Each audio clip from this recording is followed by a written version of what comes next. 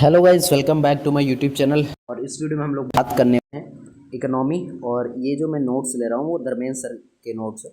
आप लोग जानते होंगे इकोनॉमी और एग्रीकल्चर यहाँ पे हम लोग देखेंगे। और ये जीएस मेंस जो आपका होता है उसमें का जीएस 3 पेपर है। और ये धर्मेंद्र सर के नोट्स हैं, आप इनको बहुत अच्छे तरीके से देख सकते हैं और आपको इनको पढ़ना है बहुत अच्छे तरीके से, ठीक है। तो यहाँ पे अगर हम बात करें तो धर्मेंद्र जाकर इन्होंने 4 टाइम्स इंटरव्यू दिया है। और ये यूट्यूब पर भी पढ़ाते हैं, आप इनके चैनल को भी जाके सब्सक्राइब कर सकते हैं। ये चैनल है इनका और ये इनका कोर्स है, आप इनके कोर्स भी खरीद सकते हैं। और बात करते हैं हम लोग अब जीएस के बारे में। तो देखिए दोस्तों, जो है मतलब इस पेपर में यानी इस वाले पेपर में आपका इकोनॉमी एक बहुत बड़ा कम से कम 120 140 ऐसा मार्क रखता है। तो ये बहुत इंपॉर्टेंट हो जाता है आपके मेंस से रिलेटेड टॉपिक में। तो हम लोग इसमें जो पढ़ने वाले हैं, देखिए क्या क्या पढ़ेंगे इसमें हम लोग।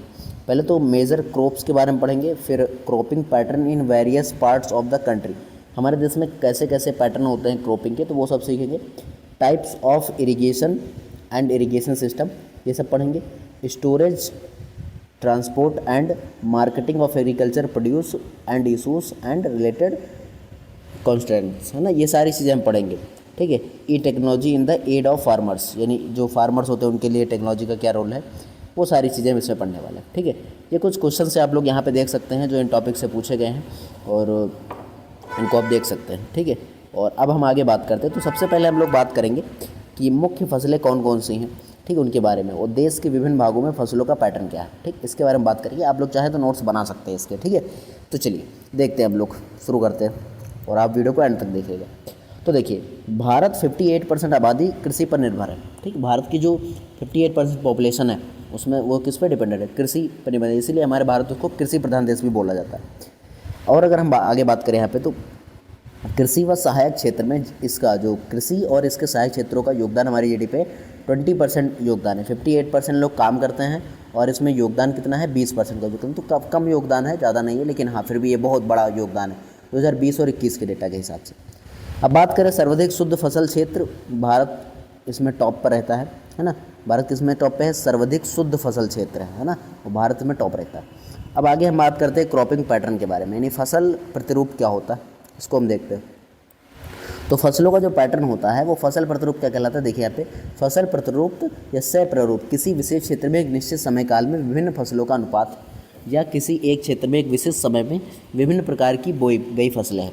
मतलब कि इसका क्या है कि एक कोई क्षेत्र है, अगर बात करें तो कोई एक क्षेत्र है, उस क्षेत्र में किस प्रकार की क्रॉपिंग की जाती है, ठीक, उस क्षेत्र में किस प्रकार की क्रॉपिंग की जाती है और दूसरे क्षेत्र में किस प्रकार की क्रॉपिंग की जाती है, तो ये होता है फसल प्रतिरूप। अब हर एक क्षेत्र में अलग अलग जलवायु होती है, अलग अलग सारी चीज़ें होती है, तो अलग अलग तरीके से क्रॉपिंग की जाती है, ठीक है, ये बात आपको पता होगी।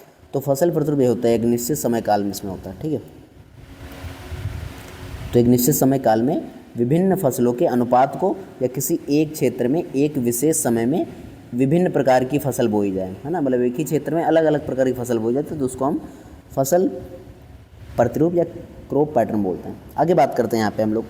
तो फसल प्रतिरूप विभिन्न कारकों पर निर्भर करता है। किन किन कारकों पर निर्भर करता है ये समझते हैं। पहला है प्राकृतिक कारक, आर्थिक कारक है, और फिर राजनीतिक कारक व नीतिगत कारक, फिर तकनीकी व गतिकीय कारक। तो ये कारक है कुछ जो हमारी फसलों के प्रतिरूप को प्रभावित करते हैं, इफेक्ट करते हैं कि कैसे हमारी फसल प्रतिरूप होगी, ये सब डिसाइड करने वाले ये फैक्टर्स हैं, ठीक है। तो यहाँ पे हम ये देखने वाले, ठीक है। तो देखिए यहाँ पे सबसे पहले अगर यहाँ पे हम देखें तो प्राकृतिक कारक में सबसे पहले जलवायु है। जलवायु में 3 चीज़ें आ जाती है, वर्षा, आर्द्रता और तापमान। ये तीनों चीज़ें डिसाइड करते हैं कि हमारा जो क्रॉप होगा वो कैसा होगा। भौगोलिक कारक में उच्च, वच्च और मृदा। मृदा बहुत डिसाइडिंग फैक्टर होता है कि अगर मृदा उपजाऊ है, कैसी है, कौन सी मिट्टी है, ये सब। और जल स्रोत, है ना, जल के वहाँ पर कौन से स्रोत हैं, ये सारी चीज़ें डिसाइड करते हैं कि वहाँ पर कैसी फसल होगी, ठीक है। आर्थिक कारक क्या है, किसानों की क्षमता, किसान कितना उत्पादित कर पाए, जोत का आकार यानी खेत कितना बड़ा है, छोटा है तो ज़्यादा और नई चीज़ें नहीं उगा पाएंगे, तो ये सारी चीज़ें। निवेश, है ना, निवेश कितना हो रहा है उसमें। आधारभूत ढांचा, है ना, जैसे मतलब सिंचाई के लिए व्यवस्था, मतलब आधारभूत ढांचा होना चाहिए, ट्रैक्टर होने चाहिए किसानों के पास, ये सब है। बीमा होना चाहिए फसलों का, सिंचाई की ज़रूरत होगी, मांग व आपूर्ति के नियम को समझें। तो ये सारी आर्थिक कारक हैं जो फसल पैटर्न को प्रभावित करते हैं। राजनीतिक कारक हैं, सरकारी नीतियाँ किन अनुकूल बननी चाहिए, किसानों को भी देखना चाहिए। सब्सिडी इसमें दिया जाना चाहिए, एमएसपी है ना। MSP आपको पता होगा, मिनिमम सपोर्ट प्राइस। तो ये कनेक्टिविटी योजना है, यानी फसल अगर उगाई है तो उसको सही जगह पहुंचाने के लिए कनेक्टिविटी होनी चाहिए, योजनाएं सही तरीके से सरकार लागू करे। और उसके बाद तकनीकी व गतिकी कारक में R&D यानी रिसर्च एंड डेवलपमेंट सही तरीके से होना चाहिए। रिसर्च डेवलपमेंट का मतलब रिसर्च किया जाना चाहिए जो इसके फील्ड में। भारत की जो पद्धति है कृषि वाली पुरानी पद्धति, उसको सही करना चाहिए। AI और ड्रोन की तकनीक का सहारा लेना चाहिए। कीड़ों से बचाने के लिए AI का इस्तेमाल कर सकते हैं, दवाई छिड़काव के लिए ड्रोन का इस्तेमाल कर सकते हैं। तो ये वेरियस टाइप ऑफ हम यहाँ पे टेक्नोलॉजीज़ का यूज़ कर सकते हैं। मशीनीकरण यानी कि मशीनाइजेशन इसमें हम यूज़ कर सकते हैं। ग्रीन हाउस गैसों का क्या मतलब, ग्रीन हाउस वर्टिकल कृषि ये हम कर सकते हैं, ठीक है। GM फसलें, ये सारी चीज़ें आपको पता होनी चाहिए। तो ये आपने समझा। आगे अगर हम लोग बात करें तो भारत में फसल प्रतिरूप कैसा है देखते हैं, ठीक। तो भारत में फसल की बहुत सारी विविधता है, गहन प्रभावित करने वाले इसमें बहुत सारे कारक, यानी फसल को अलग अलग तरीके से फैक्टर हमारे वहाँ पे डिसाइड करता है। तो कौन कौन से कारक हैं, चलिए हम लोग इसको समझने की कोशिश करते हैं। तो पहला अगर हम कारक की बात करें यहाँ पे, कारक की बात करें यहाँ पे, तो पहला जो हमारा कारक है मृदा व जलवायु, है ना। मृदा व जलवायु क्या करती है, कृषि परितंत्र को प्रभावित करती है। मृदा अगर अच्छी है, उपजाऊ है, तो कृषि बहुत अच्छे तरीके से रहेगा, उसका जो परितंत्र है वो बहुत अच्छे तरीके से रहेगा, ठीक है। संसाधन डिसाइड करते हैं, संसाधन बताते हैं कि कैसी कृषि होगी हमारी। इसमें सिंचाई व जल स्रोत आते हैं, है ना। सिंचाई अगर करना है तो उसके लिए हमारे पास स्रोत होने चाहिए, सिंचाई के लिए जल स्रोत होने चाहिए। प्रौद्योगिकी टेक्नोलॉजी, है ना, खाद हो गया, बीज हो गया, मशीन हो गई, सूचना हो गया, ये सब अच्छी गुणवत्ता के खाद, अच्छी गुणवत्ता के बीज, यील्डिंग सीड होने चाहिए। तो ये सारी चीज़ें, है ना। आधारभूत सुविधाएं होनी चाहिए, है ना, जैसे कि परिवहन, भंडार, विपणन, ये सारी चीज़ें, ठीक है। सामाजिक, आर्थिक और परिस्थितियाँ, ये सामाजिक परिस्थितियाँ बनी रहनी चाहिए, ठीक है। जैसे कि परिवार, जोत का आकार, निवेश, श्रम, ये सारी चीज़ें, ठीक है। तो ये सारी चीज़ें भी डिसाइड करते हैं कि जो है कोई भी जगह का जो खेत है वो किसानी है, या फिर कह सकते हो जो फसल प्रतिरूप है वो कैसा होगा। फसलों का बाजार मूल्य यानी MSP डिसाइड होना चाहिए, ज़्यादा होना चाहिए, कम ना होना चाहिए। मांग व आपूर्ति मतलब जो है बनी रहनी चाहिए। किसानों की साक्षरता व जागरूकता के लिए काम करना चाहिए। तो ये सब डिसाइडिंग फैक्टर हैं टू क्रॉपिंग पैटर्न, है ना। आगे बात करते हैं हम लोग, अब इसके एग्जाम्पल्स देखते हैं, ठीक है। तो फसल प्रतिरूप में इसके एग्जाम्पल्स क्या होंगे, तो फसल प्रतिरूप मुख्य रूप से फसल उत्पादकता व उसके भौगोलिक विस्तार पर निर्भर करता है, ठीक। भौगोलिक विस्तार पर निर्भर करता है। बात करें धान और गेहूं प्रतिरूप, तो आपको पता होगा धान और गेहूं कहाँ होता है, सिंधु गंगा नदी प्रदेश में, है ना। यानी जैसे आप अगर भारत की बात करें तो भारत में यूपी, पंजाब, हरियाणा, बिहार, बंगाल और MP, ये ऐसे राज्य हैं जहाँ पे क्या उत्पादित होता है, धान और गेहूँ। क्योंकि यहाँ पे पानी की मात्रा में कमी नहीं, नदियाँ हैं, प्रमुख नदियाँ हैं, सिंधु नदी है, और जो पंजाब में सिंधु नदी बहती है, उत्तर प्रदेश में गंगा नदी बहती है। तो ये सब नदियाँ हैं जो हमारे भारत के इन क्षेत्रों में क्या करती हैं, इन क्षेत्रों में बहुत अधिक मात्रा में उपजाऊ मृदा का अपर्दन करती हैं। आगे बात करें मुद्दे, तो उत्पादकता में गिरावट आई देती है। क्यों, क्या कारण है उत्पादकता में गिरावट आ रही है इस समय अब वर्तमान में, तो इसके कारण है मृदा में पोषण की कमी, क्योंकि हम कृषि लगातार करते आ रहे हैं, इसलिए उसके पोषण में कमी हो रही है। भूमिगत जल में कमी आ रही है ना, क्योंकि हम लगातार परंपरागत सिंचाई कर रहे हैं, हम सिंचाई की नई तकनीक का इस्तेमाल नहीं कर रहे, तो इसकी वजह से बहुत सारी दिक्कत है। जल प्रदूषण, है ना, जो वाटर पोल्यूशन होता है, पोल्यूशन में हम मतलब वाटर में बहुत ज़्यादा पोल्यूशन मिल रहा है आजकल, जो भूमिगत जल है, अंडरग्राउंड वाटर। कीट हमले, कीड़े हमले कर देते हैं, है ना, पतंगे वगैरह, तो ये सब कीड़े जो हैं छोटे छोटे ये हमला कर देते हैं, तो इनसे भी बहुत ज़्यादा दिक्कत हो रही है, ठीक है। हरित क्रांति जो प्रदेशों में हुई थी, है ना, उनमें खाद्यान्न आत्मनिर्भरता आ चुकी है। आपको पता होगा हमारे भारत देश में मतलब हरित क्रांति हुई थी, तो उसके लिए, है ना, गेहूं चावल की उत्पादन क्षमता तो बढ़ी है, लेकिन बाकी अन्य जो फसलें हैं उनमें उत्पादन क्षमता उतनी नहीं बढ़ी। गेहूं चावल की पूर्ति है, लेकिन और बाकी जो चीज़ें हैं उनकी पूर्ति। बात करें तो कुछ फसलों का लाभ हुआ है, सीमित क्षेत्र, सामाजिक आर्थिक असमानता और पर्यावरणीय समस्याएं उत्पन्न हुई हैं हरित क्रांति से, ठीक है। तो ये आपको याद रखना है, क्योंकि हर एक चीज़ का मतलब प्रोज एंड कॉस आपको जानते रहना है, हर एक चीज़ की सकारात्मक नकारात्मक बातें। आगे बात करते हैं। आगे अगर हम लोग यहाँ पे देखते तो देखिए यहाँ पे चावल प्रतिरूप, है ना, सिंचित और अर्ध तटीय क्षेत्र में उड़ीसा, तमिलनाडु, आंध्र प्रदेश, कर्नाटक, केरल में इन सब जगह पे चावल उगता है, क्योंकि सिंचित और अर्ध तटीय क्षेत्र है यहाँ पे, इसलिए, है ना।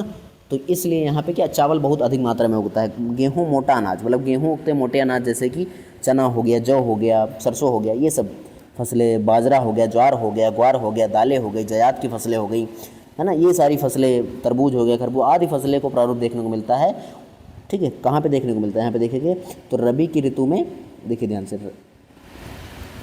रबी ऋतु में गेहूँ के साथ ये सारी फसलें, ठीक है, और खरीफ की ऋतु में ये सारी फसलें, ठीक, ये सारी फसलें हमको देखने को मिलती, और तरबूज भी इसी में मिलता है, तरबूज, ठीक, तरबूज इसी फसल का प्रारूप है। ठीक, आगे अगर हम लोग बात करें तो ये कौन सा क्षेत्र है, ये राजस्थान, हरियाणा, एमपी, ये गुजरात वाला क्षेत्र है। ठीक है, ये वाला जो क्षेत्र है ये बहुत इसमें इंपॉर्टेंट है। आप इसमें एक मैप बना सकते हो, इसमें मैप बना है कि नहीं आगे मैं देखूंगा अभी। ठीक है, तो यहाँ पे आप एक मैप बना सकते हो जिसमें बता सकते हो कि यहाँ पे कौन सी फसल होगी, यहाँ पे कौन सी फसल होगी, तो वो आप एक कर सकते हो। ठीक, इसमें एक इंडिया का मैप ऐसे बना लीजिए। ठीक, मैप बना लेंगे तो आपको पता चलेगा कि यहाँ पे क्या क्या चीज़ें। ठीक, ऐसे करके आप यहाँ पे एक मैप बना लीजिए। ठीक, ऐसे तो मैप पे आप बता दीजिए कि यहाँ पे गेहूँ उगता है ना, यहाँ पे आपको और भी फसलें बता सकते हैं, यहाँ पे जो फसलें उगती है वो बता दीजिए। तो जो जहाँ पे जो फसलें उगती है, यहाँ पे कौन सी फसलें, यहाँ पे कौन, तो ये सारी चीज़ें आप यहाँ पे बता सकते हैं। एक मैप बना लीजिएगा तो आपको ज़्यादा थोड़ा आसान हो जाएगा। ठीक है, आगे अगर हम लोग बात करें तो आगे हम बात करते हैं फसल सस्य ऋतु, यानी फसलें जो सह सकती हैं वो वाली ऋतुओं के हिसाब से फसलें। तो ऋतुओं के हिसाब से फसलों की बात करें तो यहाँ पे अगर आप देखेंगे तो उत्तर राज्य पहले और दक्षिण राज्य दोनों अलग अलग राज्य हैं। खरीफ फसलें जून और सितंबर में जो उगती हैं, और इन फसलों में जो आप अगर बात करेंगे तो इन फसलों में यहाँ पे देखेंगे तो चावल, कपास, बाजरा, मक्का, ज्वार, तुअर, ये उत्तर राज्य में उगते हैं। और अगर दक्षिण में बात करें तो चावल, मक्का, रागी, ज्वार, मूंगफली, ये जो हैं ये यहाँ पे दक्षिण राज्यों में उगते हैं। रबी की फसल की बात करें तो रबी की फसल जो है अक्टूबर और मार्च में उगती है। गेहूँ, चना, रेपसीड और सरसों, जौ, ये फसलें हैं। चावल, मक्का, रागी और मूंगफली, ज्वार, ये फसलें हैं। ठीक है, तो ये सारी सारी फसलें हैं। आपको आई होप समझ में आ रहा होगा जो मैं बता रहा हूँ यहाँ पे। ठीक है, तो ये बातें इसमें आपको याद रखनी है। आगे अगर हम लोग बढ़े यहाँ पे, ठीक है, तो आगे यहाँ पे अगर देखोगे तो आप लोग, ठीक है, तो जायद की जो फसलें हैं अप्रैल और जून में उगती हैं। इनमें कौन कौन सी फसलें हैं याद रखना आपको, इससे प्रीलिम्स में भी क्वेश्चन बन सकता है रबी और खरीफ की क्रॉप से, और भी जो अदर कॉम्पिटिटिव एग्जाम्स उसमें तो बनता है। सब्जियां, फल और चारा, ये जो है उत्तर राज्यों में उगते हैं। और चावल, सब्जियां, चारा, ये भी कहाँ उगते हैं, सेम मतलब वही जो है दक्षिण में उगते हैं। ठीक, आगे बात करते हैं भारत की मुख्य फसलें। तो भारत की मुख्य फसलें कौन कौन सी हैं। ठीक, फसलें व कृषि क्षेत्र। तो यहाँ पे देखिए भारत की मुख्य फसलें व कृषि क्षेत्र। तो चावल उत्पादक क्षेत्र कौन कौन से हैं, गंगा ब्रह्मपुत्र घाटी, प्रायद्वीपीय तटीय जलोढ़ मृदा क्षेत्र व हरित क्रांति प्रदेश। ठीक है, यानी अगर आप भारत के मैप पे इसको देखना चाहें, ठीक है, यहाँ पे मैं मैप थोड़ा इसको कोशिश करता हूँ, जगह मिले तो मैं बनाऊँ, यहाँ पे देखते हैं। ठीक है, तो यहाँ पे मैं बनाता हूँ। ठीक है, देखिए यहाँ पे आप देखने की कोशिश करिए। ठीक है, ये बड़ा तो हो नहीं रहा, तो देखते हैं भाई। देखो अगर यहाँ पे मैं मैप बनाऊँ, ठीक है,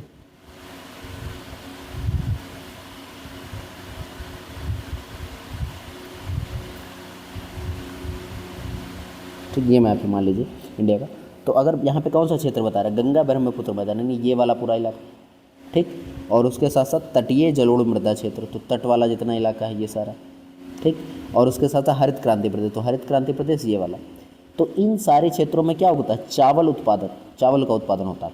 और चावल का उत्पादन तो है लेकिन बहुत अधिक मात्रा में होता है। मुख्य फसल यहाँ पे क्या है, मुख्य फसल यहाँ पे चावल ही है। ठीक, मुख्य फसल यहाँ पे क्या है, चावल है। ये वाला जो क्षेत्र, ये वाला और ये वाला क्षेत्र, और उसके साथ में ये क्षेत्र, तो इन क्षेत्रों में ये चीज़ें उगती हैं। ठीक, आई होप आपको समझ में आया होगा जो मैंने बताया यहाँ पे। ठीक है, चावल के साथ फसल और संयोजन किया जाता है, और फसलों को यहाँ पे उगाया जाता है। कौन कौन सी फसलें यहाँ पे देखिए, तो चावल, पटसन, चाय, यानी चावल भी उगाया जाता है, पटसन उगाया जाता है, चाय उगाई जाती है। ठीक है, आपको पता होगा चाय के लिए असम घाटी फेमस है, उत्तर पश्चिम बंगाल है ना, निम्न गंगा मैदान, ये सब चावल और पटसन के लिए फेमस है। ठीक है, चावल, दलहन, मोटे अनाज, मध्य प्रदेश वाला, मध्य बिहार और पूर्वी एमपी यानी मध्य प्रदेश और उत्तर प्रदेश। ठीक, तो ये इतना जो है फेमस है, किसके लिए फेमस है, ये दलहन और मोटे अनाजों के लिए फेमस है, चावल के लिए फेमस है। आगे बात करें तो चावल के साथ मुख्य फसल यहाँ पे है जो है कॉफ़ी मसाले केरल और तमिलनाडु के दक्षिण छोर पे उगाया जाता है। ठीक है, तो ये आगे बात करेंगे अब हम लोग, आगे देखते हैं। तो आगे अगर हम यहाँ पे हम लोग देखें तो गेहूँ उत्पादक क्षेत्र कौन कौन से हैं, तो पंजाब, हरियाणा, यूपी, एमपी, है ना, ये सारे इंपॉर्टेंट क्षेत्र हैं। तो यहाँ पे अगर देखोगे तो इसमें जो है क्या क्या उगाया जा सकता है, देखिए यहाँ पे तो गेहूँ, चना, जौ, गेहूँ, चावल, गेहूँ, और गेहूँ, मक्का, गन्ना, और गेहूँ, ज्वार, बाजरा, तो ये फसलें हैं जो ऐसे उगाई जाती हैं। ठीक, अब हम लोग आगे बात करते हैं। आगे अगर हम यहाँ पे देखें तो ज्वार, बाजरा उत्पादक क्षेत्र है। महाराष्ट्र ज्वार कपास क्षेत्र, कर्नाटक व महाराष्ट्र ज्वार, कपास, तिलहन, मोटे अनाज, हरियाणा और राजस्थान, यूपी में ज्वार, गेहूँ उगाया जाता है। राजस्थान के शुष्क क्षेत्रों में बाजरा, ज्वार, दलहन, ये चीज़ें उगाई जाती हैं। ठीक, तो ये आप लोगों ने समझ लिया। आई होप आपको ये चीज़ें समझ में आई जो मैंने बातें यहाँ पे बताई हैं। आप लोगों को इनको जो है ध्यान से सुनना है, समझना है चीज़ों को, कि ये बहुत इंपॉर्टेंट चीज़ें हैं आप लोगों के लिए। ठीक है, इनको आपको अच्छे से ध्यान रखना है, जो चीज़ें मैं यहाँ पे बता रहा हूँ। ठीक, जितना मैंने आपको पढ़ाया उतना आपको याद रखना है। ठीक है, चलिए आगे देखते हैं हम यहाँ पे। तो संरक्षित कृषि के बारे में हम लोग समझते हैं। संरक्षित कृषि क्या होती है, ठीक, कंजर्वेशन एग्रीकल्चर। तो कंजर्वेशन एग्रीकल्चर जो होता है, ठीक, कंजर्वेशन एग्रीकल्चर, ठीक, इसको आप समझिएगा ध्यान से। तो यहाँ पे अगर आप लोग देखें तो निम्नीकृत या बंजर भूमि को पुनः कृषि योग्य बनाकर पौधों की प्रजातियों के विविधीकरण को बढ़ावा देती है। मतलब कि हम ऐसे क्षेत्रों को पुनर्जीवित करेंगे, ऐसे क्षेत्रों में हम कृषि करेंगे जहाँ पे क्या था, जहाँ पे पहले क्या हो चुकी थी, जहाँ पे पहले बंजर हो चुकी, जो पहले क्या हो चुकी, बंजर हो चुकी, ठीक, निम्नीकृत हो गए, उसमें उर्वरता की कमी हो चुकी, उनको फिर से कृषि योग्य बना देंगे और उनमें पौधों की विविधता करेंगे, यानी अलग अलग पेड़ लगाएंगे, एक ही पेड़ नहीं, पूरा खेत एक ही पेड़ से नहीं उगा देंगे, हम अलग अलग करेंगे ताकि उसमें जो है विविधता बनी रहे, ठीक। तो इसको हम संरक्षित कृषि बोलते हैं। अब संरक्षित कृषि देखो किन के लाभ क्या हैं, हम देखते हैं यहाँ पे। तो संरक्षित कृषि के लाभ हेडिंग लगाइए और इसमें लिखिए प्राकृतिक संसाधनों व जैव विविधता का संरक्षण होता है ना।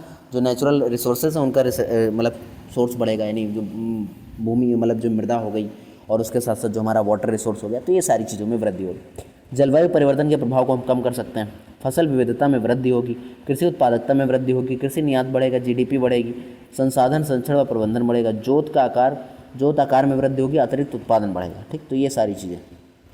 अब आगे हम बात करते हैं संरक्षित कृषि के बारे में, ठीक। संरक्षित कृषि देखिए यहाँ पे और क्या क्या इसमें हम देख सकते हैं, ठीक। तो संरक्षित कृषि में हम लोग यहाँ पे देखेंगे शून्य जुताई, फसल चक्रीकरण, फसल विविधीकरण और मल्चिंग, मृदा संरक्षण, रसायन उपयोग कम धीरे धीरे समाप्त हो जाएगा, जैविक खाद और स्थायी मृदा आवरण। तो ये सारी चीज़ें क्या होती हैं, जैविक कृषि में फ़ायदेमंद होती हैं, ठीक है। आगे बात करते हैं। तो अगर यहाँ पे आप देखें तो भारत जो है दूध, मसालों, चाय, काजू, जूट विश्व के प्रथम और गेहूँ, चावल, फल, सब्जियां, गन्ना, कपास उत्पादन में विश्व का दूसरा स्थान रखता है, ठीक है। तो ये बात आपको याद रखनी भाई, इंपॉर्टेंट चीज़ों को आपको याद रखना है, ठीक है। आगे हम लोग बात करते हैं, ठीक है। तो आगे अगर हम यहाँ पे बात करें, ठीक है, तो यहाँ पे आप देखिए, ठीक है। तो जीरो बजट प्राकृतिक कृषि है ना, JBNP, ये क्या होता है भाई, देखते हैं यहाँ पे, जीरो बजट नेचुरल फार्मिंग, ठीक। तो ये क्या है देखिए यहाँ पे, तो शून्य बजट प्राकृतिक कृषि, शून्य लागत पर कृषि उत्पादन। शून्य लागत पर कृषि उत्पादन कैसे किया जाएगा, देखिए यहाँ पे ध्यान सुनिए। देखिए JBNP 4 पिलर्स हैं इसके। पहले बीज अमृत यानी सीड ट्रीटमेंट, हम सीड जो है वही उगाएं जो पहले हमने उगा चुके हैं, वही सीड उगाएं। जीवामृत यानी नो फर्टिलाइज़र का उपयोग करें, नो पेस्टिसाइड, हम वही जो खाद होती है, नेचुरल खाद होती है, जैसे गाय के गोबर को सड़ाकर और जो है पत्तियों को सड़ाकर इन सब से खाद बनाएं, सब्जी के छिलकों से खाद बनाएं, उसका इस्तेमाल करें। मल्चिंग यानी सॉइल स्ट्रॉ लीव, ठीक। तो ये चीज़ करें, ठीक। वापसा यानी सॉइल मॉइस्चर को बनाए रखने के लिए हम उसमें इस्तेमाल करें चीज़ों को, ठीक। तो ये सब JBNP की विशेषताएं क्या हैं, देखिए यहाँ पे ध्यान से दी गई हैं आपको। तो JBNP की विशेषताएं क्या, ठीक। तो JBNP की विशेषताएं, अंतर फसल एक साथ कई फसलें बनाई जाएँ, है ना, बहुत सारी एक ही फसल नहीं उगा देना पूरे खेत में, हम अलग अलग फसलों का इस्तेमाल करें, ठीक है। जैव उर्वरकों का प्रयोग करें, ठीक है। रासायनिक उर्वरक व कीटनाशकों का उन्मूलन करें, यानी कि हम इन चीज़ों का उपयोग ना करें, इनका उपयोग हम लोग ना करें, ठीक। हम उसकी जगह किसका उपयोग करें, हम इसका उपयोग करें, ठीक। इसकी जगह पे हम जैव उर्वरकों का प्रयोग करें, ठीक है। आगे बात करते हैं। तो आगे मल्चिंग यानी मृदा में नमी का संरक्षण करें, यानी उसमें ज़्यादा जो है नमी को बर्बाद मत करें। समोच्च रेखाएं मेढ़बंद खेती करें, है ना, जो पहाड़ों पे जिस तरीके से खेती होती है, सीढ़ीनुमा खेती, वो बेसिकली उस तरीके से हम करें, समोच्च रेखाएं खेती। आगे बात करें आसपास के प्राकृतिक संसाधनों का प्रयोग करें, ठीक। आसपास के प्राकृतिक संसाधनों का परंपरागत व देसी बीज का इस्तेमाल करें, प्राकृतिक जल स्रोतों का पुनर्भरण करें, ठीक है। तो ये है बेसिकली बात, ठीक है। यहाँ पे एक और पॉइंट आप देख लीजिए बस, 2018 में आंध्र प्रदेश के JNP घोषणा के तहत 2024 तक 60 लाख किसानों को जोड़ा गया। तो ये दोस्तों बेसिकली था। यहाँ पे मैं आज इतनी ही इस वीडियो को विराम दूंगा, आगे के टॉपिक्स में कल पढ़ाऊँगा और या नेक्स्ट वीडियो में हम लोग देखे जाएंगे। अभी इसको रहने देते हैं, क्योंकि जो है अगर अभी मैं इसको पढ़ाने लग गया तो टाइम तो काफ़ी लगेगा ही, उसके साथ साथ जो है वीडियो बहुत लंबी भी हो जाएगी। ज़्यादा लंबी वीडियो फिर आप लोग देखते नहीं हो तो फिर मुझको दिक्कत होती है। तो चलिए आज की इस वीडियो के लिए इतना ही, मिलते हैं हम लोग नेक्स्ट वीडियो के, तब तक के लिए जय हिंद, जय भारत।